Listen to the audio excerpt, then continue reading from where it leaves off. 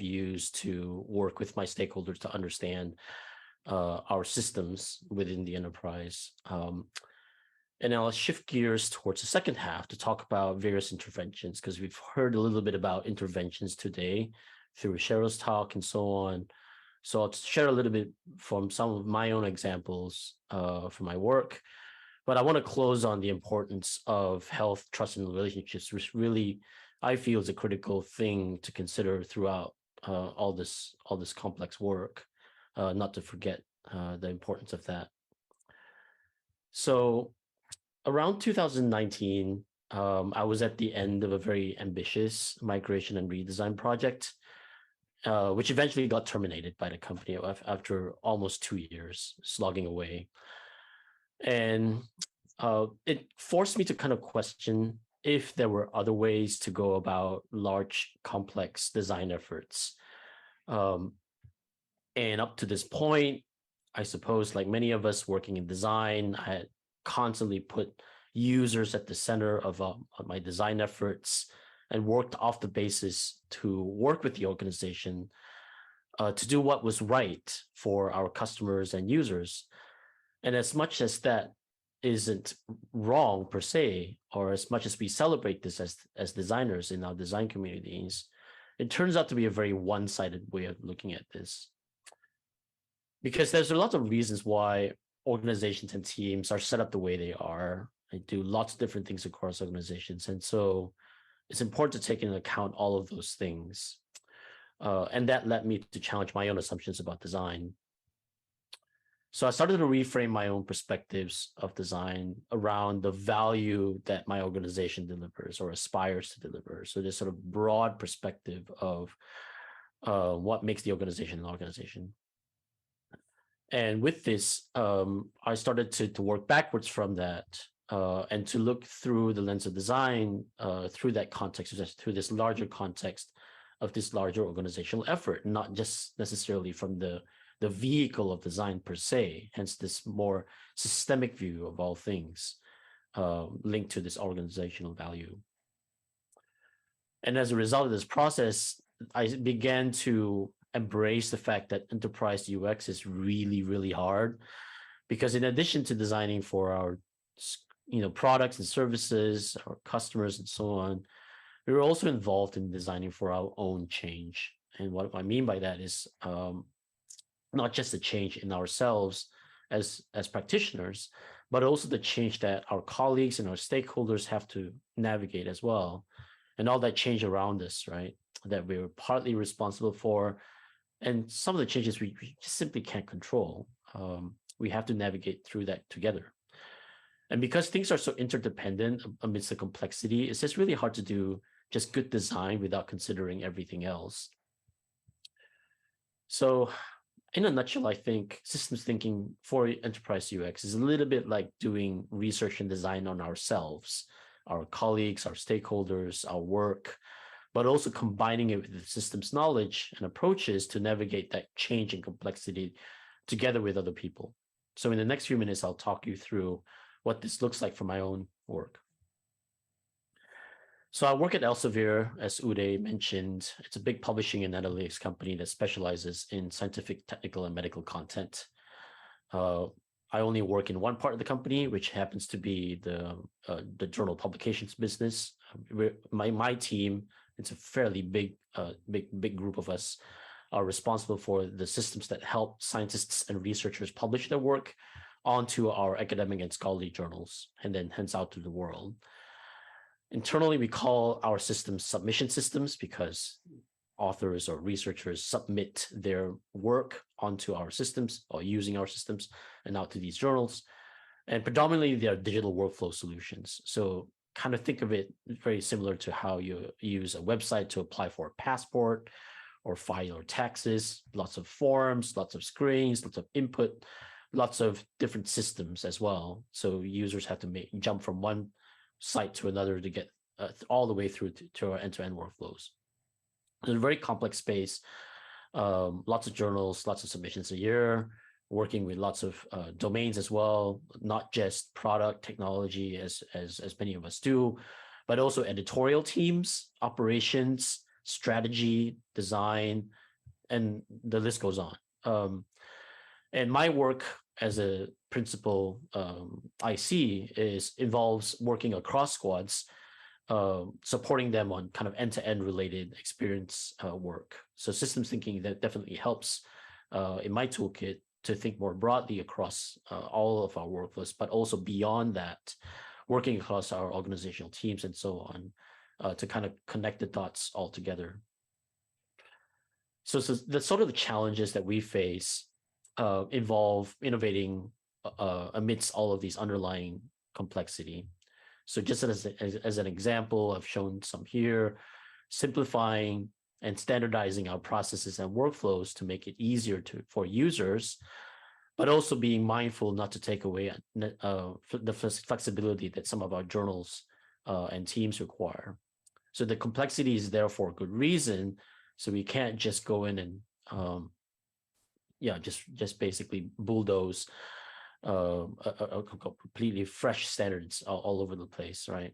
And this might resonate with some of your own experience as well. And there's a tool I came across, I can't remember when, maybe probably a few years ago, called polarity mapping, which forces us to consider things that seem like opposites, but are actual fact interdependent. Like you can't have one without the other to succeed. And so polarity mapping is a tool that forces you to basically put those two things in connection with each other and to deal with them as a balancing act. You can't just ignore the other thing and hope that your solution will sort of somehow solve it. You have to basically work through the balancing of these two things. It's a very simple tool to help us avoid thinking in linear reductive ways. And it's also good if you're not really used to working in complex spaces, just to dip your toes into it. So that's why I'm showing that here. So I had to relearn a lot of things as this part of this shift in mindset approach. And one of the things I did was to attend this course called Change Management Through Design, because I really wanted to understand how to invest my design skills on organizational-wide challenges. It so happened that I knew a friend of mine, Mary Warmby, who had just left this really big design transformation role. And she developed this course because she firmly believed that design thinking could be a powerful tool for working with other people to tackle and navigate complex change. And so through this course, I learned to apply design not just to products and services, but to the nature of change itself within the enterprise. And at the heart of this mindset is this idea that some kind of change imperative will come from somewhere across the organization. It could come from senior leadership. It could come from a crisis. It could come from anywhere, really. And basically, people across the organization have to adapt and respond to it. And that's where things get really messy.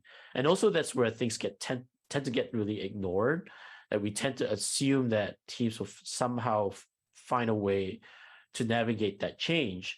But that's the space where we need to spend time to understand and apply. That's where we can also apply some of the design techniques, almost like how we do user research on our users. We can apply the same research and understanding methods to understand ourselves and our stakeholders as we navigate through and deal with this change, so that we can then come up with interventions, experiments, and basically cycle through the whole process. And the change that happens isn't something that's designed. It's basically how we as people respond to the change. And as things get more and more persistent, that's where the change happens. Change happens with actual work. It doesn't happen because we produced an app or a service or a product. It happens through behaviors. So the change management course reminded me of this other systems thinking method I learned a long time ago through my graduate design program called Soft Systems Methodology by Peter Checklin. Cheryl mentioned him in this talk. I'm showing this not so much to talk about the details in the steps. It looks quite different to the other one that I showed in the slide before. But beneath a lot of these systems thinking tools like this one and the one before, the same basic idea applies. basically to deepen and reframe our shared understanding towards change, but do it together collectively with our stakeholders and colleagues. So basically, that's going to run through a lot of system thinking approaches, regardless of how you look at it and the variations between the approaches. So now we're armed with this knowledge. I began to engage with the organization. What I'm showing here are just some of the simple tools that I started out with as I was beginning to get to know a lot of these different stakeholders across different teams. And this multidimensional view, some of these tools are very simplistic, right? But they get you kind of starting from 0 to 1, and just to kind of get yourself thinking not in this very simplistic lens, but to really blow it up, whether it helps you think about stakeholders as networks of relationships or power versus interest, whether it's a team at the center or a customer at the center, basically just kind of makes it up to get you thinking very differently about your stakeholder groups. And I stress this important about multiple views because fundamentally as people, we're all very different from each other. Even if we don't consider the fact that we're different as individuals, we're also different because of the roles we play, right?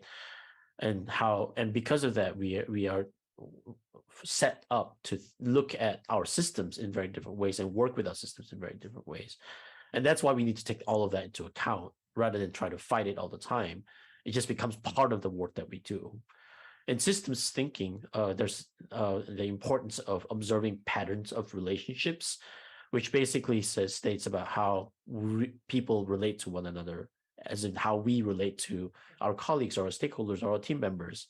Because fundamentally, this gives us clues as to how we as people get things done. And that's essentially what we need to work on. We need to work on our relationships with our stakeholders. And with this backdrop, I started to progress onto the next thing, which is to engage with our stakeholders, to then start to ask ourselves questions about the nature of change ahead of us, looking ahead 5 years, 10 years, and then working backwards from that. And this tool I use is called the backcasting approach. There are many, many different types. I chose this one called the future backwards because it doesn't just have the utopia view of the future. It also has the dystopian view. So it also gives me that variation from which we can understand our assumptions, hopes, opportunities, all sorts of things. This is just a vehicle for us to flesh all these things out as a group of people.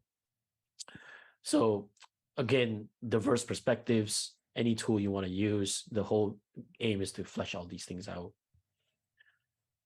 Another approach that we took over the last 2 or so years was to incrementally start to gather lots of information about users, again, from multiple views. So we talked about looking at our stakeholder groups. Now we're shifting gears to our users.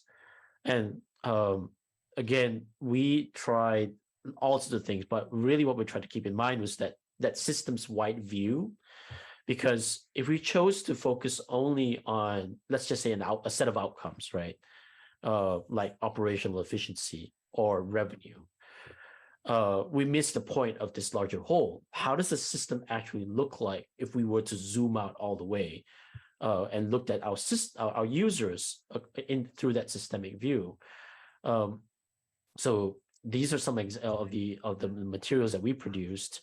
Things like stories of our users or of their contexts, their user needs, principles of how we design for them, end-to-end journeys, competitor reviews, just so that our stakeholders can really appreciate the breadth of that space that we needed to design for. And I call these things baselines because ultimately, if we want our stakeholders and ourselves to work on systemic solutions, we need these baselines to tell us what that system looks like. So this one example is starting to then zoom in on very specific parts. So when we start to find places where we think we have a leverage point, where an intervention will yield high impact, then we can zoom in into one specific place. And I want to kind of pause here to say that I don't tend to use a lot of systems thinking tools in my day job, maybe 5% of the time, depending on what I need the tool to do, because a lot of times stakeholders won't find it comfortable looking at these diagrams. So I'll handpick a few ones just to bring the point across so that we're engaging with the content meaningfully. But this is an example of how I used a causal loop diagram to show how our efforts were incrementally making our instructions for our users worse and worse, because we were adding more and more content to it.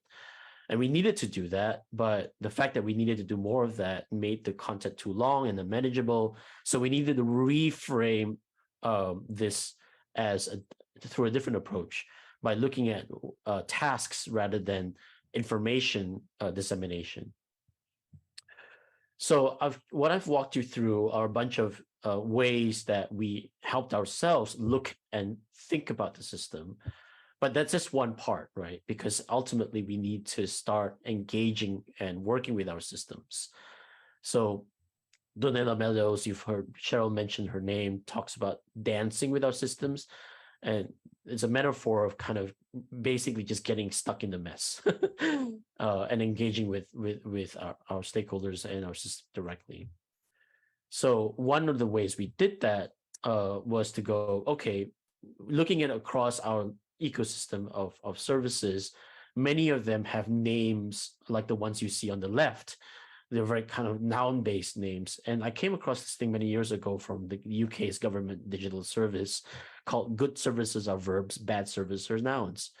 And so by changing or renaming or relabeling our services using verbs, we could basically just make it really easy for our users to know where they are, regardless of where they are across the workflow, what system that they're on, what website that they're on. Basically, it just, it's very clear where they are, but just by describing what it is that they're doing using verbs. And so our product director really liked this. She started working with our lead designer to begin implementing this, and it started to spread from there. Another sort of intervention which we experimented with to go really system-wide was to come up with a bunch of qualities that we felt our product experiences should aspire to. But we chose to kind of word these things in the voice of our users. They act as a bit of like a feedback loop, almost like we're speaking to our users as we're designing our solutions. And this is a really good way of kind of connecting the system back with itself. And anytime you see an opportunity to do that, that's a really good way of kind of using systems thinking, not to come up with a solution to an outcome, but to create a system where the system has its own behavior and it self-perpetuates. So this is a good example of that. The same sort of thing, same sort of principle where we connect the system back to itself is reaching out to a different department or a different team and making use of the tools and language or things that they produce and go, okay, I took something from you and here's how I'm making sense of it.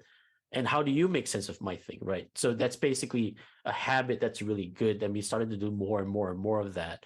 In fact, I found out today that one of our operations colleagues picked up our content designers' content style guides, which he has been sketching out over the last few weeks, and said, this is really good. We want to start applying it to our learning videos on YouTube.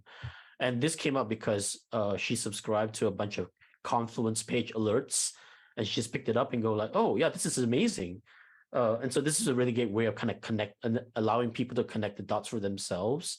And just not being quite precious that, oh, this is for design. No, not really. Anyone can use it, right? So if I can make use of your material, you can make use of mine. And one last example, I like this one because it's about user research. Our principal user researcher set up a Slack channel, and basically every day she would put in a few comments from various places, user comments from Twitter feeds or Twitter posts, materials from our research transcripts, things like that. And she invited a whole bunch of stakeholders into that Slack channel, and more people started to invite other people.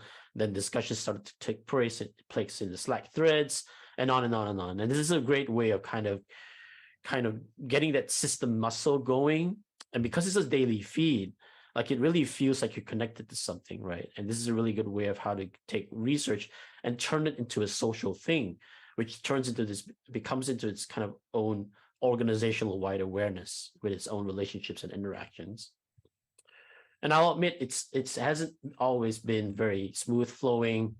I've had my times where I've shown stuff to people and people didn't understand it. It alienated people. So that's the main reason why I want to stress the point that it's really important to pay attention to health, trust, and relationships, because fundamentally, the bulk of our systems, the systems work, the complex work, involves people. There's no way of getting around it. Even though there are lots of complicated technical stuff that we have to deal with and product work and so on, it really does come down to working with people. And so I'll always have to remind myself to start from there, regardless of, whatever diagram work, mapping work I'm doing. This all comes back down to people. So I've got a bunch of these kind of summary of things I've learned from systems thinking, but in a nutshell, I won't read out what's on the screen here. But in a nutshell, it's basically about embracing that complexity and working with people where they are, even though they might be very different, and working with them might be very hard. And through that work, when we start to kind of work with the system and for what it is, it becomes much more of a practical approach, a more pragmatic approach to dealing with that complexity. And as we start to connect the dots together with other people, then things start to make more sense. And basically, that's how we use the power of systems knowledge and system approaches to basically navigate through that complexity. So it's really hard, enterprise work. It's hard because in addition to designing for our users, we have to design for and navigate complexity and change with others.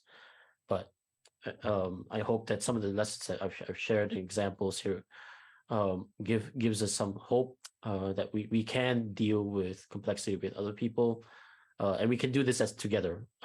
As people, we can start to make our own change, and our own change is special to us because we are collectively in our unique space, and we can co-create that change together.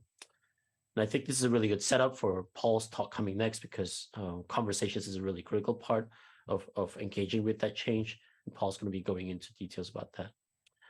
So I'll end my talk here. I'm going to leave you with this memorable quote from C. West Churchman.